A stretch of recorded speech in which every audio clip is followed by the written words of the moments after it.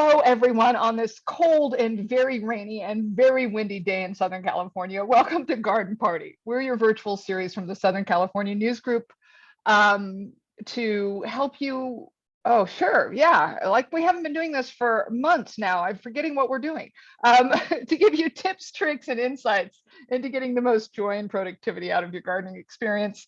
And we also want to help you find a community of like-minded green thumbs, or in my case, a brown thumb. I am Sam Dunn. I'm the senior editor of premium content here at the Southern California News Group. I want to say thank you to all of our Reader Reward subscribers, and really to all of you who've made our ongoing virtual programs so popular. And by the way, if you're a Reader Reward subscriber attending today, you're automatically entered to win a $100 gift card to Home Depot, which should come in handy for all your gardening needs. And if you're not a subscriber, well, why aren't you a subscriber? Go to scng.com/subscribe to find your local paper and join us as a subscriber. Before we get started today, I need to tell you a few things. As an attendee, you're muted, but if you have questions, and we really hope you do, please use the Q&A feature on the Zoom toolbar on the bottom of your screen. That's where I'll be pulling most of the questions from. And certainly, if you want to make comments, though, use the chat feature found there as well. We've got SCNG's feature editor, Vanessa Franco, behind the scenes monitoring questions and comments, and Vanessa will respond as much as possible. I also want to give a shout out to our production manager, Julie Corlett, who will be giving us a lot of slide information today. This session will be videotaped, as they always are, and the link will be sent to you so you can share or just revisit a few of your favorite moments. It's also posted at scng.com/virtual events. And by the way, that's where you can find all of our past virtual shows and see what's coming up in 2022. Now, it's my pleasure to introduce our resident expert, Joshua Siskin. He's the gardening columnist at the LA Daily News since 1993. Joshua holds a master's degree in horticulture from UC Davis, and he's been a landscaping and gardening practices instructor for the Los Angeles Unified School District and UCLA Extension, and he's owned his own landscaping company. He's also written a book too. It's called Green Plants Under Smoggy Skies, a guide for the Los Angeles gardener. And wait, there's more. He's been a licensed psychotherapist. So as I always say, maybe that's why he's so good at getting to the root of our gardening issues. Hello, Joshua. How are you? Great, Samantha. Wonderful to be here. Well, I hear you're beaming to us from Israel. Tell us about that. Well, yes, I'm fortunate enough to be in Israel right now. And it's really a kind of an ironic time for a gardener to be in Israel, because this is what's known as a sabbatical year. You know, in the Bible, it's written that every seventh year in Israel, you're not allowed to plant. And you're not allowed to plant seeds. You're not allowed to plant trees. You're not allowed to plow. You're not allowed to prune. You can just water and fertilize plants that are already in the ground. But if you're bringing in new plants, you can grow plants as long as you do it in an enclosed area, such as an apartment or a house. You're free to do whatever you want indoors. If you want to grow on your balcony, then you have to have a roof over your balcony, because that's considered not the same as being outside in the field. So it's a nice time to be in Israel. It's always a good time to be in Israel. And it's an interesting time because of the sabbatical year. That is fascinating. Wow. So it's a great time to start plants then, right? You can nurture them inside before you can nurse them inside, exactly. Yeah. And, you know, and then you could plant them out once the year is over on Rosh Hashanah, which is the beginning of the new year. Of the new year. I love that. And you know, I always learn something when I'm here with you. Oh, so well, I love that's what we're here for. Indeed, it is. Now, listen, today we're going to talk about color in the winter garden, which here is a perfect topic because it's gray and rainy and not a lot of color popping here. So where do we begin? Well, you know, it's interesting because the more I got into the subject, the more it seemed to me the options are virtually endless, which we'll get into. I thought I'd start with two California natives, because a lot of people think of natives as you know, just sort of maybe leafy and not necessarily that colorful. But there are two that bloom in the winter, and those two are the classic California natives. One is the manzanita, and the other is a California lilac. Now, manzanita is a Spanish word. It means little apple, right? Mhm. And the fruit is born as it's like a cluster of little fruit. Now, there's an interesting thing about the pollination of the manzanita. Honeybees, honeybees are from Europe. They're not from from this area, and they're not good at pollinating manzanita. In fact, they don't pollinate it. What pollinates it are native bees and also bumblebees. Bumblebees are the best pollinators. They're much better than honeybees. So if you can bring bumblebees into your garden, you're going to have a lot more fruit, right? Because you need bees to pollinate the flowers in order to get fruit. Now, California. Yeah, go ahead. Wait, before you move on to California lilac, I have a question on manzanita. I was always told that manzanita really thrived in very arid regions. Yeah, absolutely. I'm so glad you bring that up. Because what is death to manzanitas is to water them during the summertime. You don't want to water them only the first year when they're getting established. You water. After that, you don't touch them with water. You don't want to have a drip irrigation system. You think, oh, I'm going to have drip irrigation. It's not going to take a lot of water. No, you don't want to water at all during the summer. And the same thing is true of ceanothus. Okay, after the first year, you just let it go. The reason ceanothus is the California lilac, right? Yeah, the California lilac, right. And the flowers are either blue or white, and there's a whole range. By the way, both of these plants, you can find ground cover, you can find shrubs, and you can find trees of manzanita and California lilac. California lilac has very fragrant flowers, and when if you mix the flowers with water, it turns into soap, and it's very nice if you're camping out and there's manzanita or there's ceanothus around. California lilac, you can wash your hands with it. Up and wash your hands with it. Fascinating. Okay, what's next? So now we get into classic winter blooming plants here. And on the left is the Sasanqua camellia. There are two different types of camellia here. There's a Sasanqua camellia, which is fall and early winter blooming.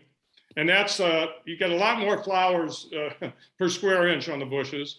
And then you get the Camellia japonica, which is very special for this part of the world because the leading collection of camellias is in Descanso Gardens in La Cañada Flint Ridge. And this is a very interesting point because you say, wait a minute, how could this Japanese camellia, it's actually, there are probably more Japanese camellias native to China than Japan, but in any case, how do these far eastern plants that are used to a very acidic soil grow in the alkaline soil of Southern California? How are they so successful? So the secret is in a fire that started where Descanso Gardens exists today. There was a fire in 1874, and that fire destroyed all the vegetation because part of the ecology of the chaparral, which is our native ecosystem, is fire. You need fire for a couple first because of the ash that's produced, and that provides fertilizer for the plants. But also, a lot of the seeds require fire in order to germinate. So after this fire in 1874, there were acorns on the property that started to grow, and those acorns eventually turned into trees. And somebody had the idea of planting camellias under those trees. Why? Because the leaf litter of an oak tree is acidic. And so it provides the acidic soil that the camellia needs to thrive. So the secret to growing camellias at Descanso Gardens are our own native oak trees. So that is fascinating. You bring together two distant parts of the world through the Descanso Garden. Yeah. That is fascinating. So would you recommend planting your camellia bushes? You can plant camellias under oak tree, but I mean, that's not going to be practical for most people. But the idea is you want an acidic soil. There is a product called leaf mold that you can use for building up your soil, right? For incorporating your soil before you plant the camellias. What is that product again? Leaf mold. It's like decomposing leaves. You can get it by the bag. Yeah. I'm not familiar with that. Interesting little side note. Isn't the camellia bush also the tea? Yeah, bush? Thank you for mentioning. That's very good. The tea plant is Camellia sinensis. It comes from China. And you can grow the tea plant in California. In fact, you could commercialize tea growing in Southern California, but it's not cost productive. Okay, it's too labor intensive. But you can grow tea in Southern California. Yeah, that is fascinating. I was just in Kenya, and I fell in love with the Kenyan tea, and it turns out that the secret to that special taste that it has, it's an amazing tea, apparently is the richness of the soil. It had something to do with the mineral content of the soil. Sure. Definitely, interesting. Definitely. Okay, moving on. What have we got next? Oh, one of my favorites. Another incredible story. First, a lot of people think poinsettias are exclusive to this time of year, indoor plant growing. Yes. Nothing could be further from the truth. You can grow poinsettias outdoors anywhere in Southern California from Granada Hills south.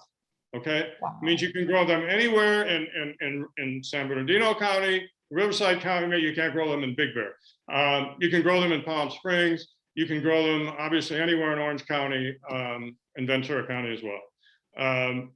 But the reason people fail at growing poinsettias is because they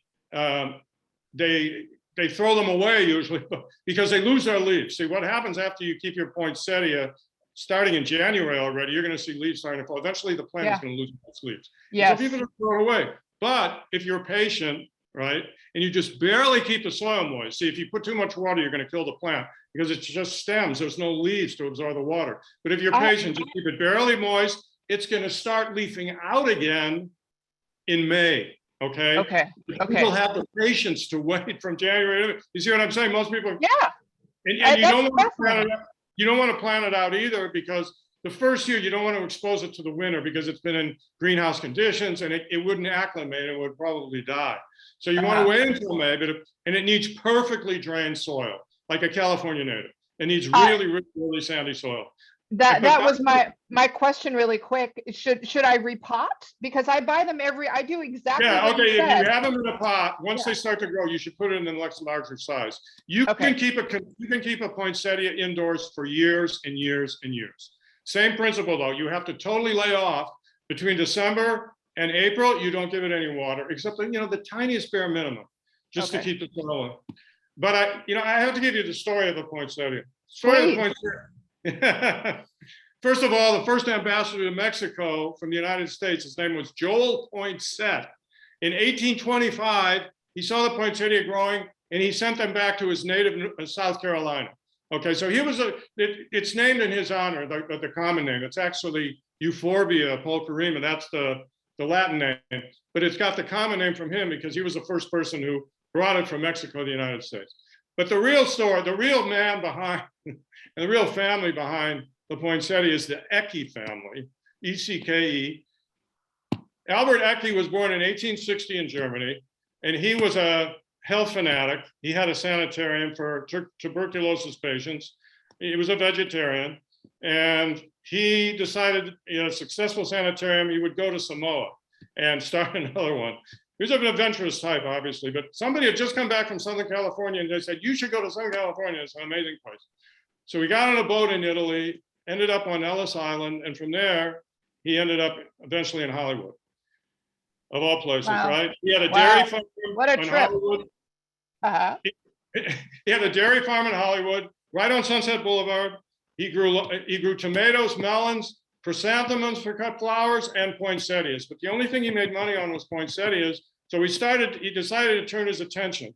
And he was importing poinsettias from Mexico. And there's a postcard here from 1910 of a 5 acres of poinsettias that were planted right on Sunset Boulevard. Can you imagine driving on Sunset Boulevard and looking off to your right and seeing nothing but poinsettias as far as your eye could see? Oh, how beautiful. How beautiful. Yeah. So anyway. So I'm not, if I get my poinsettias, as I always do before Christmas, and then I have to wait them out until the spring, correct? Right. I just want to reiterate that. You keep them first of all, you keep them in a bright window. They really need good light, not burning hot sun, but they need excellent light. Right. So that's what you want to do. And yeah, you don't think of planting them out until May, right? Okay, got it. Oh, and we have one question from Janet Townsend. She wants to know, are poinsettias poisonous to pets? So this is a big myth. They once did a study. A 50-pound child would have to eat 500 poinsettia leaves or bracts, as they're called, in order to get deathly ill. So it's not really. I mean, it's not like you want to put it in your salad. And some people have an allergic reaction to the sap because it has this. It's a dermatitic sap to certain people. They break out if the sap touches their hands, but it's not a deathly danger. And now pets, I don't know. Pets, it's probably not a good idea to see your pet nibbling on a poinsettia. Okay, fair enough. Fair enough. All right, onward. I know we have a lot. Oh, Christmas cactus. So we had to bring this into the picture, even though this is really an indoor plant. You can't grow these outdoor. Well, you could probably if you were in San Diego, maybe, with a really, maybe close to the ocean or something. But it's really the same principle. And I'm glad we got here because I left something very important out. If you want these to bloom at Christmas, you have to adopt a certain procedure around between 10 and 14 weeks prior to when you want these to bloom. Okay, you have to cover them with a black plastic bag or put them in a closet every night for 10 to 14 weeks. But between 5 p.m. and 8 a.m., they have to be totally in the dark in order to bloom at the time. This is true for poinsettia, and it's true for Christmas cactus. Now, they could bloom, if you didn't do this, they would bloom. They would probably bloom later in February or March. But by the way, this is how, for instance, I don't know if you ever noticed, this is what's called a long night plant. Some people call it a short day plant, but it's actually a long night plant. Because if you were to take that black plastic bag off of the poinsettia for 5 seconds and the light from your living room shined on it, all bets are off. It has to have consistent long nights in order to bloom at the appropriate time. That's how, for instance, I was going to say, you can get a chrysanthemum any time of the year. You can get a potted chrysanthemum, at the supermarket or at the nursery. Well, how is that possible? Because where they grow chrysanthemums, they shutter the roofs so that between those hours of 5 p.m. and 8 in the morning, no light gets in. Okay, and by keeping that light, the chrysanthemum thinks it's time to bloom, right? That's its cue to bloom. By the same token, if you keep the lights, some poinsettias in the production facilities are used for propagation. And those, they don't want them to turn red, right? They don't want that to happen. So they keep the lights on all the time.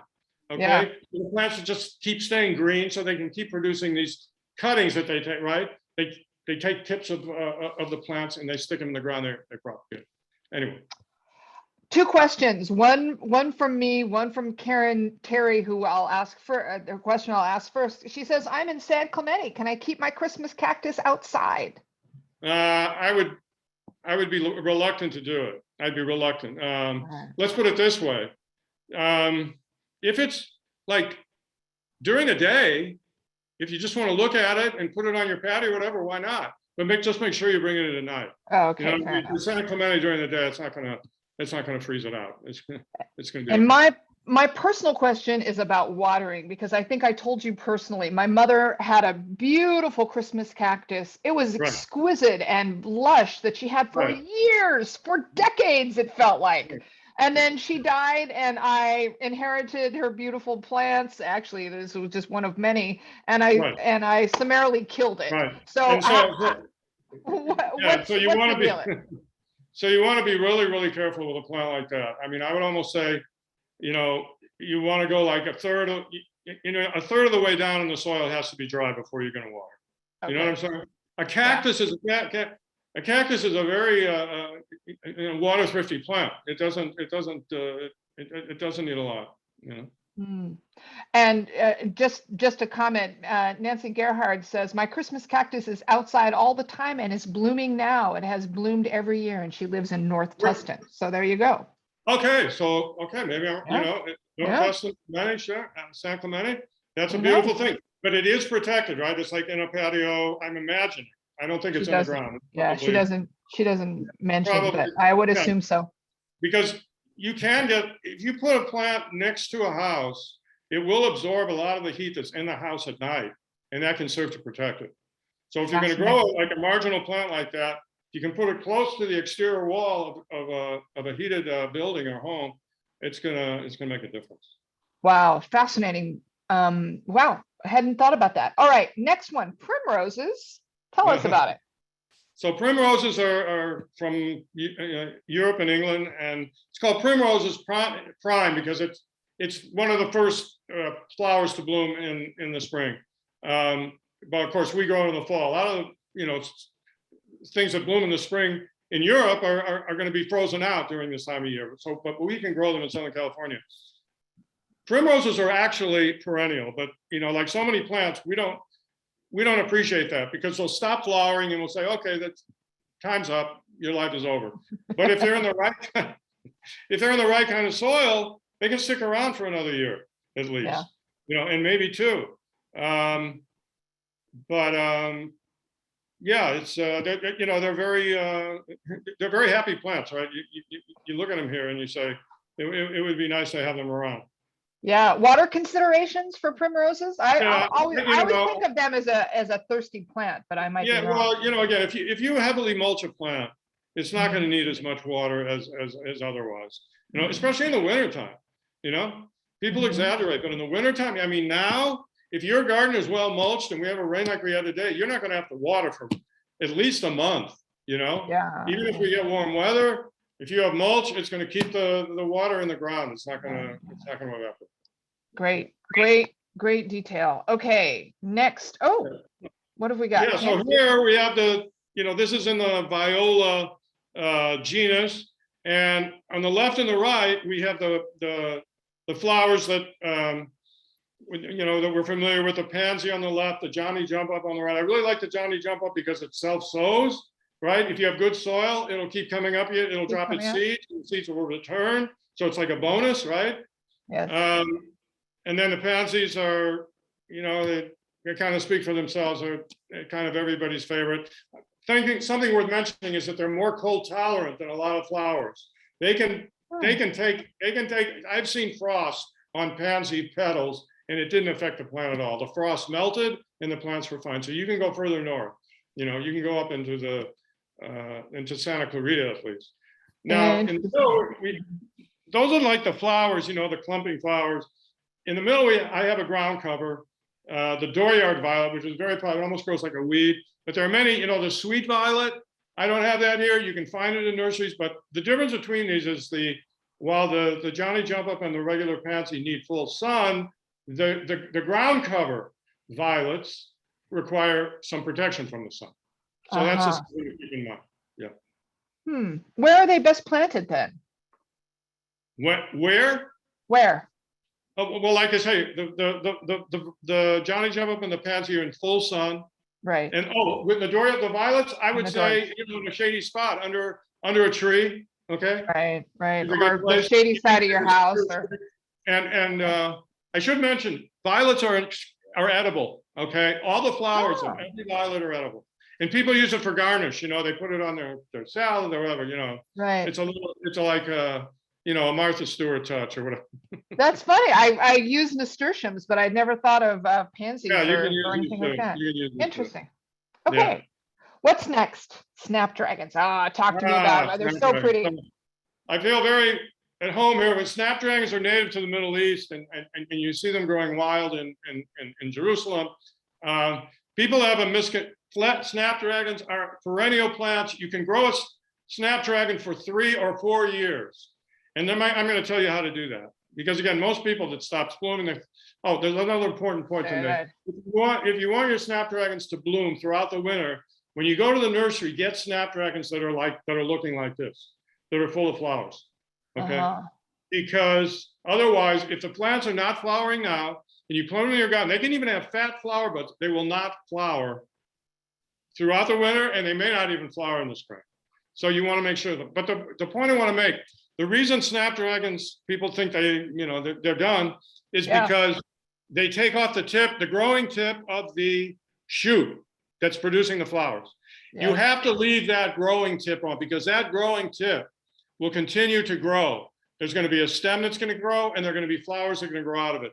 As long as you allow that stem to remain, the terminal point of that snapdragon to grow, it's going to you're going to have that plant for several years. I feel bad having, I realize now I've murdered so many plants that still have life. Okay, moving on.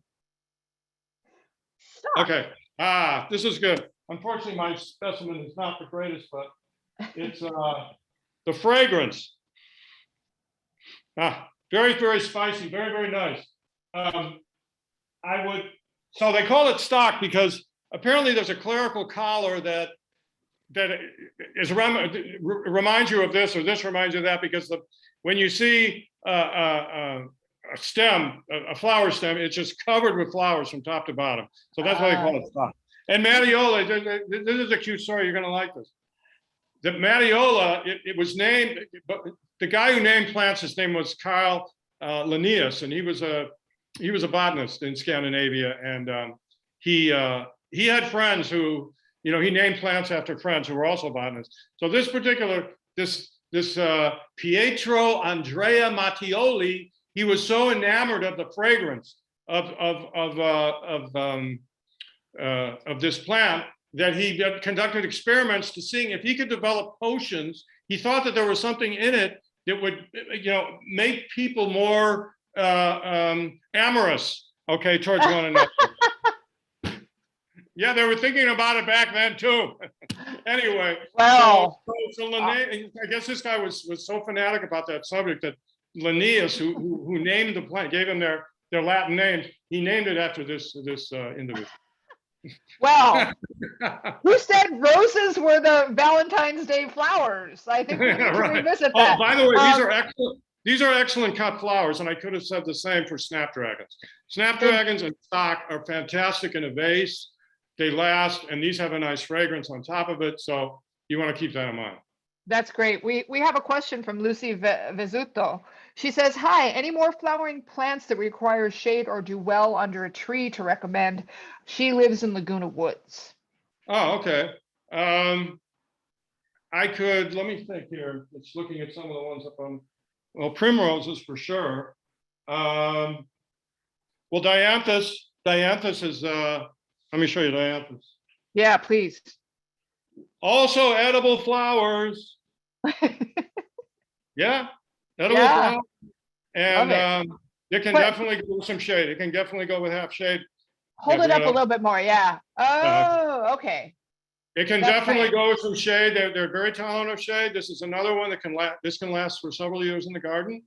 But here you just want to take the petals because the base of it is,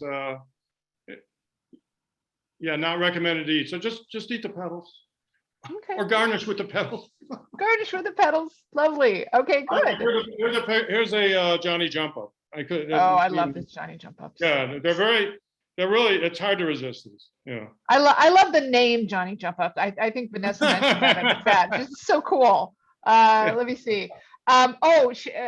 Julie Villanueva has a question. Should you cut off the pod-like growth on the stalks? Was that for snapdragons?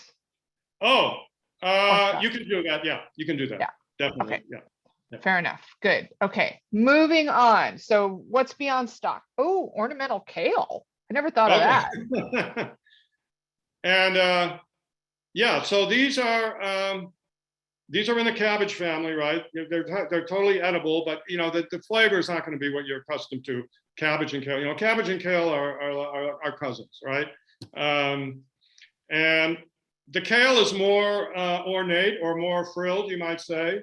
The cabbage is a little bit more demure, not by a long shot, but it's just really an ornamental effect. It's kind of like, and I really think to get that effect, you really need to plant a lot of these.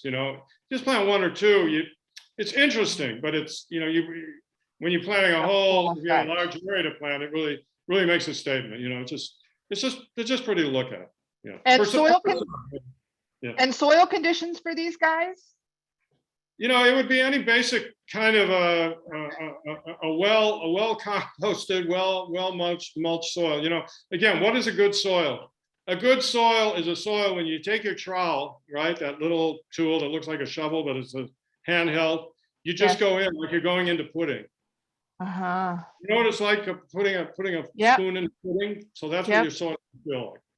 Interesting. Yeah, But mine's too hard. Just by mulching. If you keep 3 or 4 inch layer of mulch on your soil, within a couple of years, that's what your soil will feel like. One more question on the kale and the cabbage. Are these perennials? These actually, they possibly could last, but they do lose their luster. Okay. And when they start to flower, right, you're going to see a flower stalk. That's usually, because remember, these are just leaves. So it's probably not, you could probably keep it for more than a year, but it would be totally, it would not be attractive. Yeah. Okay, fair enough. So goodbye kale, goodbye cabbage. Hot marigolds. Yeah.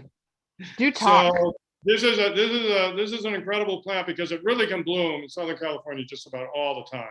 And it self-sows. It drops its seeds in place and it keeps coming. And that's one of the reasons they call it calendula. Calendula refers to, well, calendar, but calenda means the first part of the month. So it's like, and on the one hand, it blooms the first part of the year, but it's like month after month after month, it keeps coming. And people say, well, in real hot weather, it doesn't do well. That's true, maybe for a month or two, but throughout the year, otherwise, if you want these around all the time, you can have them around. Something interesting, the word marigold, when we think of marigold, we probably think of the what's called the French marigold, which is actually native to Africa, to Mexico. For some reason, they call it the French marigold, right? It's got a more intricate, ruffled flower, right? Right. But here, the word marigold comes from, in Old English, they call it marigold because gold they call the plant, the flower gold. How does Mary get into the picture?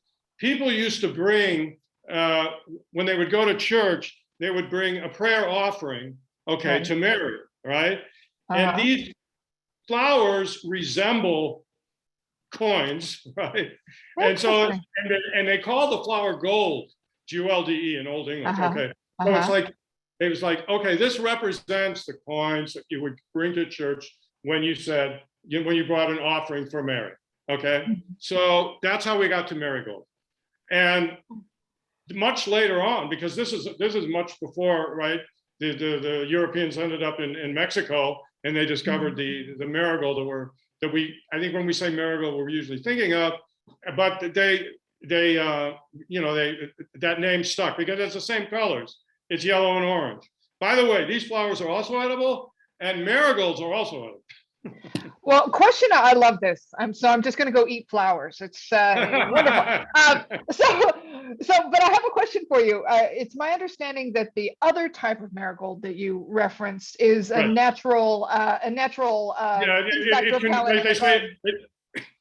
they say it confuses insects. I used to say it repels insects, but it's like they lose their bearing. They're in the area, but it's like they may stay away from your plants because there's no vibes exuded by the plant that the insect drops dead. So it's not a guarantee. Let's put it that way. It's not a guarantee, but if you put it with a combination of other plants, because it's really about this. It's attracting the beneficial insects also that prey on the pestiferous. You see, that's really right. So a real symbiotic relationship there. Do these hot marigolds also serve that purpose? Do they attract beneficial insects? Yeah, they do. Anything in the sunflower, anything in the daisy family. And one of the words I have to ask, the reason the word pot is in here is because you throw these into a pot. They used to throw them in a pot because it would give it color, a certain flavor, but more than anything, it would be like, say, people call it a substitute saffron. Okay, but cooking preparation, it gives you the color, right? If you want a yellow color, you would add it. Fascinating. Thank you. Okay, what is next? I can't even pronounce this. What is this? Lobelia erinus. It's from South Africa. and it is, it's actually a plant that it's an edging plant. It doesn't get that tall. It gets about 6 inches tall. So people use it for edging borders of a flower bed, for instance. You'll see it all around the edge of the flower bed. And perennial or? Well, this is annual. Well, Annual. this is annual, but this is another one that self-sows. It self-sows with alacrity, with real capability. If you have the right soil, it's gonna stay. It's gonna keep come up. bringing up new seedlings. Yeah. Great, good. Okay, next, let's see. Iceland poppies. Poppies. I love these. These are so pretty. Yeah, so these are also can handle cold. That's why they call them Iceland, because you can find them growing wild in land around the Arctic Circle. Okay, but you can grow these anywhere in California. And yeah, Papaver, it's a poppy, right? It's related to all the poppies, right? The any kind of poppy. The opium poppy is a cousin, right? And they say any poppy seeds, if you were to consume them in quantity, even the ones, the poppy seeds you see in baking, people say, I mean, not really. Like if you have to go through a drug test, you don't want to eat a whole bunch of them the day before. Okay, I will avoid the poppy seed bagels from my bagel shop. Just on the off chance I won't pass the drug test. What to know about these guys? Because I really do think of them as cold weather flowers. Yeah, right. And they will persist. They're technically perennial. They are perennial. And but when they lose their luster, and it's more than that, the nudicaule, what does that mean? Caule means a stem. Nuda means, nude without any. It means there are no leaves on the stems. So there's really not much to look at once all the leaves are at the base, okay? Right. On the plant. And so when they stop flowering, people think, well, what am I doing with these, these leaves on the bottom? Nobody has the patience to wait another year for something to, for it to come back up. And I mean, you can understand that people don't want to just be looking. If people have a flower bed, they say, I don't want green leaves. I want there to be flowers there all the time. So, I mean, you can take their side in that. Again, I'm thinking of all the things I have murdered that would come back to life if I had just let them. Welcome to the club. How about the next one, Julie? Yeah. Oh, sweet Alyssum. So this is in the mustard family, totally edible. It's a foamy plant, it grows in foamy wedge. You usually see the white, right? It's like a lobelia. People use it for edging a flower bed. And it's a self-sower as well. In other words, if you have good soil, this will come back year after year after year. And if my Alyssum isn't doing anything this time of the year, should I be concerned? Is it? Well, I mean, it grows this time of year. I would say it's probably the soil. It's the soil. Okay. All right. Okay. Clearly, we need some work on our soil because anyway, carry on. This is Cyclamen, which this is another native to the Middle East. When you go in local parks in Jerusalem, you see it sprouting everywhere. You see it sprouting in the cracks of sidewalks. It's really, and the cyclamen comes from a Greek word kyklos, which cycle. It's referencing the circular tubers from which it grows. And this is another plant that people plant and they never get rid of a cyclamen. But the thing of it is, when it stops flowering, actually, first it's going to stop flowering, then the leaves are going to disappear. Do not water this plant until next January. In other words, it's going to go the whole summer. You're going to the whole summer, you're not going to water it once. Okay. Again. People do that, and so they kill it, and so it doesn't come back.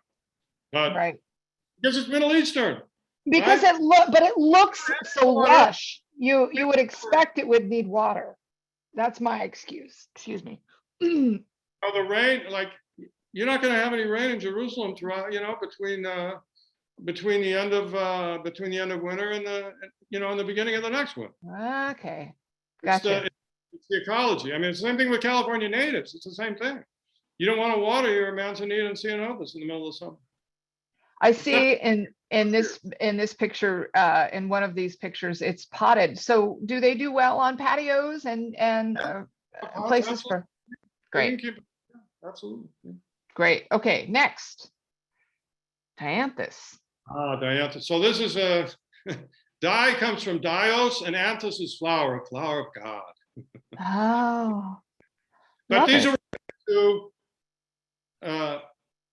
these are related to carnations, right? Carnations are the beautiful.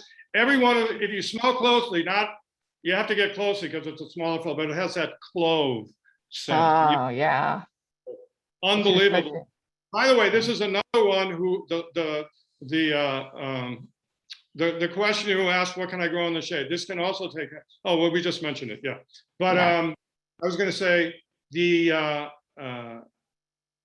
edible. And the thing about, I have to mention something. There's a movie that, I think I've seen 10 movies in the last 10 years, but this a movie called Jean de Florette. It's about with Gerard Depardieu. Depardieu. Mm-hmm. I mean, it's from like 86 or something. I think it was right. His last movie, but it's about a banker in France who goes into the countryside to grow carnations. I'm telling you, this movie, and the people there give him a really hard time. It's an amazing movie. It's an amazing movie. Highly recommend. And folks, tune in because you also get movie recommendations with your gardening expertise. I love this. All right. And just one more word on Dianthus. It's a low plant, right? It's a these ground are cover type. Carnations you see you cannot grow unless you're a florist. They do it under special conditions. And they cut off every flower that's not, all the little flower buds along the way they cut off, except for they let one stay, right? And that's the one that they sell as a carnation. But this is the same plant, really. Interesting. Good. All right, next. Marguerite Daisies. So these grow as a mound. I'm sure you've seen them. Yes. A mound, wider, just an incredible flower, a perennial. You don't have to do much. It's native to the Canary Islands. I don't know if you know where the Canary Islands are, but they're off the northwest coast of Africa. Okay. So again, it's a very dry climate. They don't want a lot of water. They're going to need some water during the warmer months, but just the bare minimum. And you see, if your plants are well mulched, you're not going to feel a compulsion to water. That's really the bottom line. They stretch watering. They stretch the time between watering immensely. And these are easy to propagate. Oh, let me show a picture. I got a plan here. Actually, I could have shown you, but you see these. If you can see this, if you detach these stems and stick it in a fast draining soil or just potting soil, you're gonna easily propagate this. Propagates very easy. It's a semi-succulent. If you look at the leaf, it's a semi-succulent stem, so it propagates quite easily, almost like a geranium. Oh wow! So that's a bonus. All of these ideas for refreshing the garden. Okay, next. Bacopa. I don't even think I've ever seen this. What is it? So Bacopa is a perennial, also from South Africa, and it grows as a ground cover. This is definitely for part shade or sun. The person who asked about that, you can definitely grow this in part sun, part shade, and it spreads along the ground. It does need more water than your average plant. I have to say that. Okay. But knowing that, there are a lot of colors now. There's purple, there's white, there's pink, and I even think there might be a kind of an orange at this point. It's really a wonderful plant. It blooms endlessly. It just keeps flowering and flowering and flowering. Is it best maybe in coastal pockets where there's more action? Not necessarily, no. It can handle, being from South Africa, it means it can grow pretty much anywhere. Again, I usually use, Granada Hills is my, the northern San Bernardino. You could grow anywhere in Riverside County, what do you call it, San Bernardino County, Orange County. Yeah. Good. Oh, I love this. Okay, next. Oh, geraniums. My mother used to call this the poor man's rose. Yeah, right, exactly. So we could spend a whole hour just talking about geraniums, but you have basic types. You have the zonal. Some people call it the fish geranium because it's like fish, very common. I don't know. Then you have, this is like the classic geranium. You see it in the terracotta clay pot, right? Mhm. And then you have the ivy geranium, which grows out of baskets or trails along the ground. And then you have something kind of in between, because these are often used in baskets, but they don't trail. But this is a Martha Washington, or some people call them regal. In America, they're Martha Washington. Other parts of the world, I don't know. Well, they might know, but they call them a regal. In any event, these are really amazing because the flowers are just, I don't know, tightly packed. They're pastel colors. You can see, I mean, that's the one that really kind of grabs your attention. They bloom a little bit later. I mean, the truth is geraniums bloom almost nonstop, truly, especially the ivy, the trailing types. So it's, yeah, and they're very easy to propagate, you know. I have one here. This is just a zonal, but you know, again, if you take a stem, right, you want to take a stem that doesn't necessarily have a flower on it, because the flower takes away energy from the roots that want to form. But this is very easy to propagate. Everybody's probably propagated geranium. Related to that, we have a question asking, because they're so easy to propagate, are they invasive? Are they? Invasive. No, not at all. Not at all. Geraniums are not invasive. They're very easy to keep under control. Yeah. Okay. Great. All right. Well, moving on. I know we've got more to get through. So heather, this is a great thing. So heather, most people think of heather as from Scotland, right? And we even have here Scotch heather, but Scotch heather is not from Scotland. You know, it's like lavender comes from France. A lot of people don't know that. So go figure. You know, names are very misleading sometimes. But anyway, but what I love about this is the botanical name for heather is Erica, right? Which is also a girl's name. Erica just means heather in Latin. Okay. I love that. I didn't know that. Beautiful name for a girl, you know. Erica Heather, right? Heather.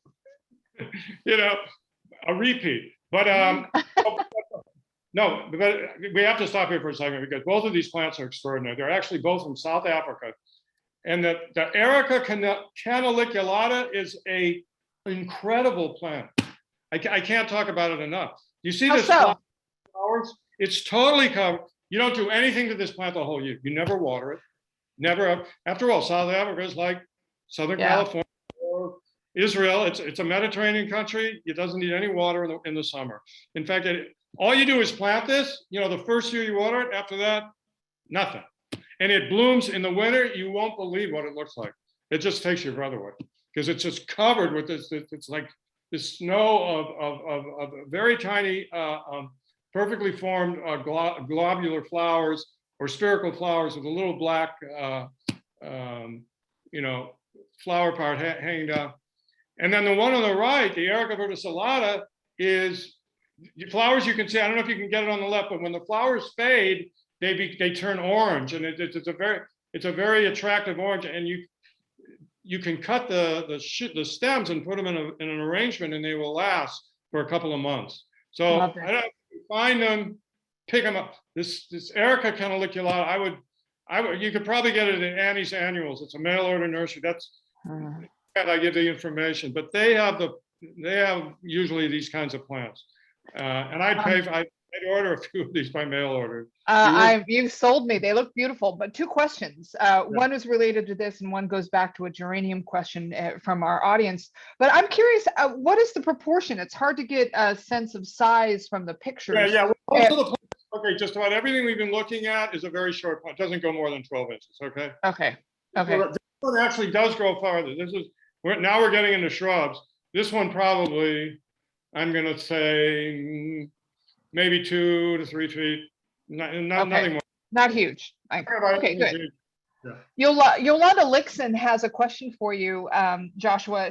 Back to the geraniums. She wants to know, how can you stop worms from eating geranium flowers? You see where they were, but you don't see the worm until it's too late. Right. You take a non-toxic preparation. Right. Neem oil is recommended. That's probably the popular one. And by the way, there's one type of geranium we didn't even mention. We talked about last month. scented geraniums. I should have. There are only about 200 different scented geraniums that you can choose from. Oh, You know, wow. from mint to apple to ginger to strawberry to chocolate to vanilla. I mean, you name it. There's a scented geranium in that flavor. So we didn't even touch on that one. last time when we talked about the herbs. Okay, well, listen, moving on from Heather, let's see what we have coming up next. So see, we talked about color. So there are plants with colorful leaves all year round, right? And that's something, you know, you can just build a garden out of these. I want to draw your attention to Leucadendron Jester on the left. That you see it at the entrance of the Descanso Gardens in Flint Ridge on the left side. It's an amazing plant. It is kind of a bushy thing. I mean, it probably gets up, I don't know, maybe 4 or 5 feet, but it has all these different colors in it, you know, which is nice. And then next to it, Euphorbia marginata. This plant also goes about 3 to 4 feet. You can grow this as a hedge. It's really when you see it as a hedge, because it's, you know, it's white and green, and it's like, wow, you know, especially if you put it to your entry to your door and you have this hedge there, and it's like, gee, it really lights up. Yeah, brightens the space. I could see that. Yeah, Irisine, which is you know, there are different versions of it. A lot of them are variegated that do different colors of the leaf.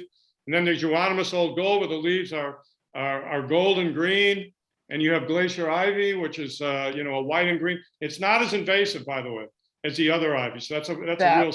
It's not. That was my next question, because we planted ivy and another house, and it just took over. Yeah.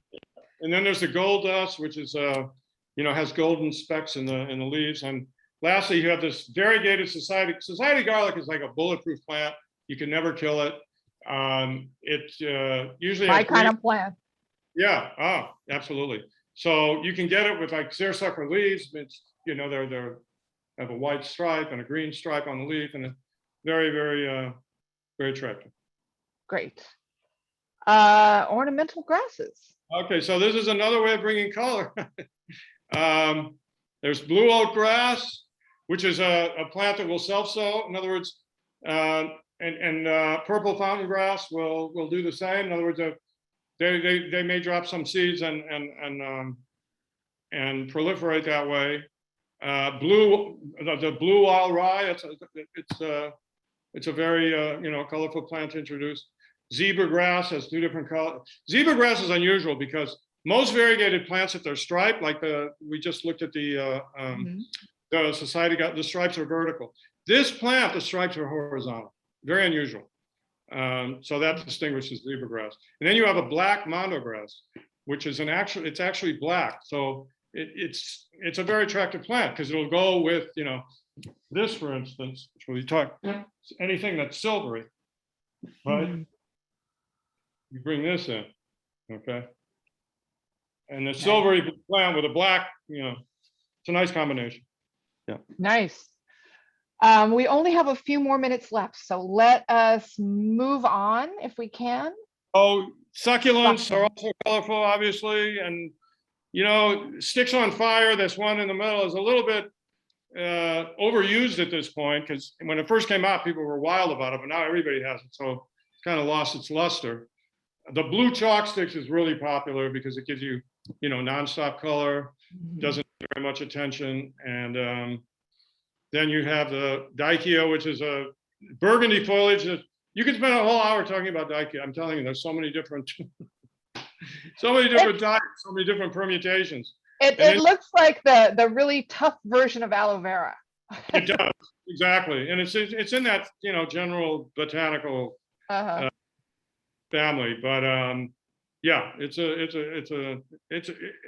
I have one of my front. I mean, this thing, I haven't watered it in 10 years, and it'll never need to be watered. You know, but it's nice. And you know, this Aeonium sunburst and the Campfire crassula and the sedum. That's very, you know, they're colorful. I just have to note, you know, you mentioned sticks on fire and its popularity. I love the way that plants come in and out of vogue. Really, you know? there are fashions in plants like everything else. Oh yeah. Yes, exactly.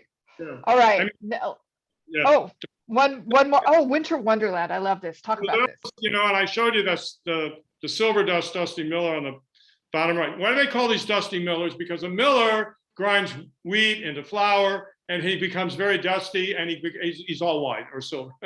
So that's why they call him dusty millet. Anyway, so you have here, different types. I mean, in the interest of time, I think we'll just, yes, there are a lot of plants.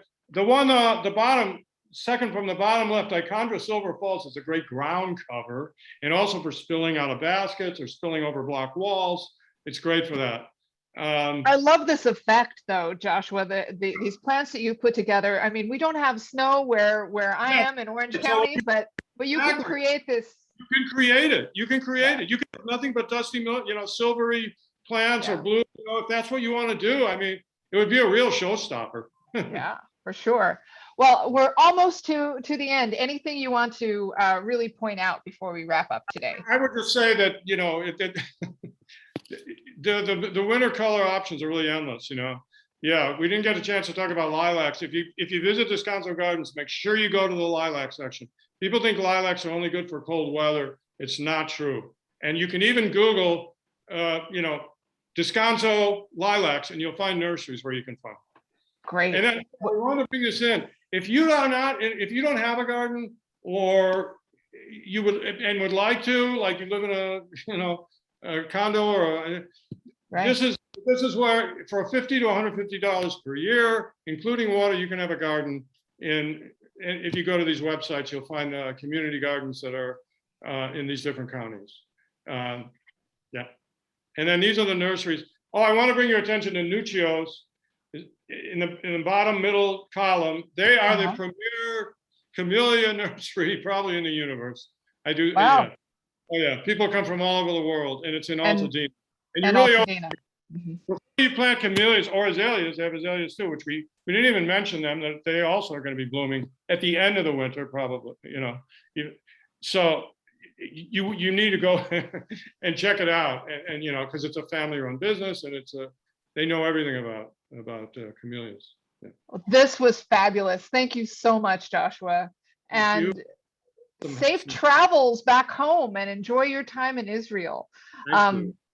Anyway, guys, that's all the time we have today, sadly. Just to remind you, Joshua's column runs in Saturday's paper and online in our publications. His website is thesmartergardener.com. And your email, Joshua, is joshua@perfectplants.com? Yeah, please write. Everybody gets a response, usually within 48 hours. Less than 40. Such a deal. And if you want more gardening insights from our experts, Joshua and Laura, our other columnists, sign up for our Garden Party newsletter. And, over the holidays, it's a good time to catch up on the virtual programs you might have missed this year. So go to scng.com/virtual events. And, if you're not a subscriber, I just have to say it, why not? Call us at 877-469-1633. Or go to scng.com/subscribe and find your local paper and join us for information and entertainment. If you'd like to share your thoughts from today or have additional questions or any feedback about programming, please contact us at events@scng.com. I just want to say all of us here at SCNG want to wish you a very happy holiday season, and whatever you celebrate, if you celebrate, we wish you peace and joy and good health. Thanks for your support, and we will see you again in 2022. Bye, folks.